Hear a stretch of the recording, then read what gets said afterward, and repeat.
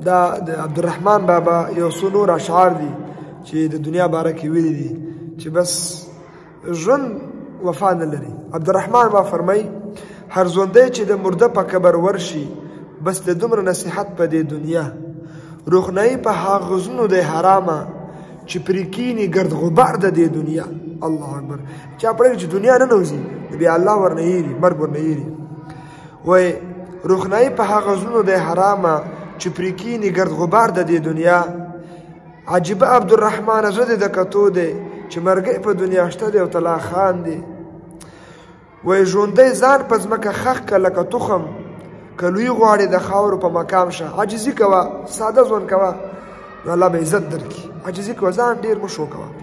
څه وایي وایي ژوندی ځان په ځمکه خښ که لکه تخم که لوی غواړې د خاورو په مقام شه. وایي زه عبدالرحمن اول فقیر او بیا بادشاه شو. زه بادشاه د فقیرانو په دعا شو. فقیرانو دعاګانې وایي نیکانو. چا د ځان سره اعمال قبر ته یوړو چا د ځان سره خپل مال قبر ته یوړو چا د ځان سره قرآن قبر ته یوړو. الله اکبر.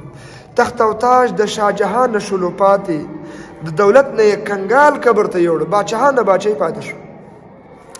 دا د ګل غوندې مخونه به پناه شي. ای عبدالرحمنه علما یادې نیکان یادې نبي علیه السلام وګوره لا نو وایي دا د ګل غوندې مخونه به پناه شي. ای عبدالرحمنه مرګ د یوسف غوندې جمال قبر ته یوړو.